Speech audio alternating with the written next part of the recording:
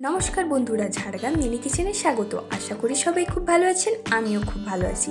আজ আমার মিনি কিচেনে করতে চলেছি দেশি মুরগির মাংসের ঝোল। তো দেখে নাও তোমরা রেসিপিটা, খুব সহজ পদ্ধতিতে কিন্তু এই রেসিপিটা করব। দেখে নাও তোমরা ঝটপট রেসিপিটা। তার জন্য দেখো, প্রথমে আমি মাংসটা খুব ভালো মতো ধুয়ে রেখেছি। এরপর এর মধ্যে আমি দিয়ে দিলাম পরিমাণ মতো নুন, হলুদ আর দিয়ে দিয়েছি কাশ্মীরি লঙ্কার গুঁড়ো। তারপর খুব ভালো মতো আমি এটাকে মেখে করে রেখে দেবো বেশ কিছুক্ষণ। এরপর দেখো, আমি উনানটা ধরিয়ে নিয়েছি। উনানের মধ্যে এরপর আমি বসিয়ে দেব একটা কড়াটা বসিয়ে দিয়েছি। কড়াটা গরম হয়ে গেলে আমি তার মধ্যে দিয়ে দেব হচ্ছে সর্ষের তেল দিয়েই কিন্তু পুরো রান্নাটা করব। তার জন্য দেখো, আমি 2 চামচ সর্ষের তেল দিয়ে দিচ্ছি। এরপর তেলটা আমি খুব ভালো মতো গরম করে নেব।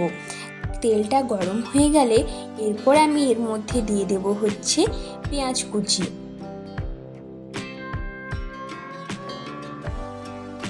পেঁয়াজ কুচি দিয়ে দিলাম। এরপর আমি কিন্তু পেঁয়াজটা খুব ভালো মতো করে ভেজে নেব। খুব বেশি ভাজবো না, খুব কমও ভাজবো না, খুবই লাল লাল করে হালকা হালকা ভেজে নিচ্ছি। এরপর আমি দিয়ে দিলাম আদা রসুনের পেস্ট। আদা রসুন পেস্ট দিয়ে আরও খুব ভালো মতো নাড়িয়ে চাড়িয়ে নিচ্ছি। এরপর যখনই মশলাটা থেকে তেল বেরোবে, ঠিক তখনই আমি দিয়ে দেবো পরিমাণ মতো নুন আর একটু দিয়ে দিলাম লঙ্কার গুঁড়ো। তারপর আরও খুব ভালো মতো নাড়িয়ে চাড়িয়ে নিচ্ছি।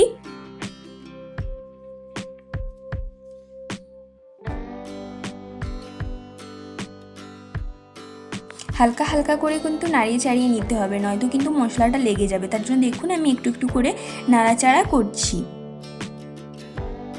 মশলাটা থেকে তেল বেরিয়ে গেছে।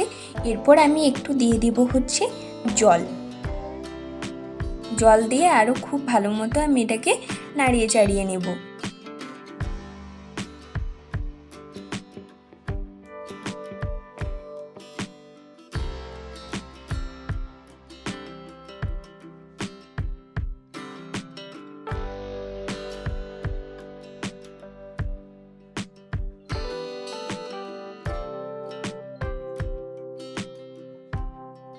মশলাটা খুব ভালো মতো ভাজা হয়ে গেছে। এরপর আমি এর মধ্যে যে মাংসটা ম্যারিনেট করে রেখেছিলাম, মাংসটা এরপর আমি এর মধ্যে মশলার মধ্যে দিয়ে দিচ্ছি।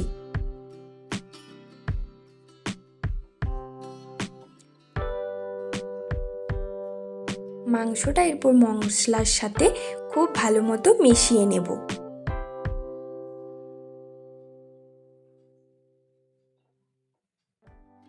দেখুন, আস্তে আস্তে করে আমি মশলার সাথে খুব ভালো মতো মিশিয়ে নিলাম। এরপর আমি এর মধ্যে একটা ঢাকা দিয়ে দেব। ঢাকা দিয়ে বেশ কিছুক্ষণ রেখে দিচ্ছি। এরপর আমি ঢাকাটা খুলে দেখে নিচ্ছি কতটা কি হলো।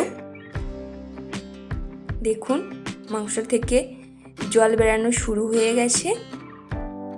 এরপর আরও খুব ভালো মতো আমি নাড়িয়ে চাড়িয়ে নিচ্ছি।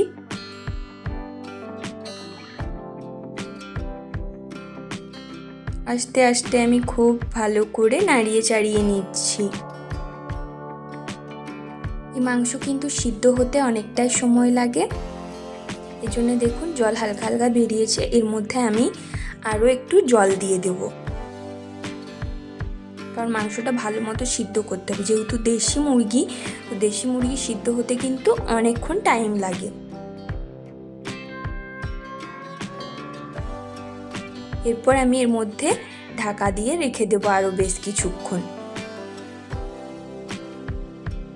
দেখুন, ফুটে উঠেছে। এরপর আমি ঢাকাটা খুলে দেখে নেব মাংসটা কতটা কি সেদ্ধ হয়েছে। দেখুন, খুব ভালো মতো ফুটছে। মাংসটা প্রায় সিদ্ধ হয়ে গেছে।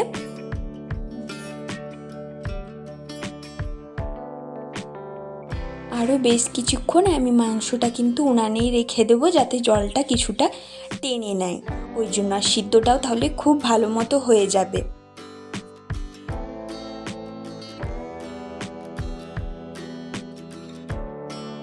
দেশি মুরগির মাংস কিন্তু আমার কমপ্লিট। এরপর আমি এর মধ্যে দিয়ে দিলাম একটু গরম মশলা। তারপর আরও খুব ভালো মতো নাড়িয়ে চাড়িয়ে নিলাম।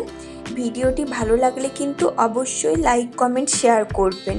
আর নিত্য নতুন রেসিপি দেখার জন্য আমার চ্যানেলটা অবশ্যই সাবস্ক্রাইব করে রাখবেন। দেশি মুরগি যার যার ভালো লাগে তারা এই রেসিপিটা ট্রাই করো, খুবই ভালো লাগবে। দেখা হচ্ছে পরের ভিডিওতে।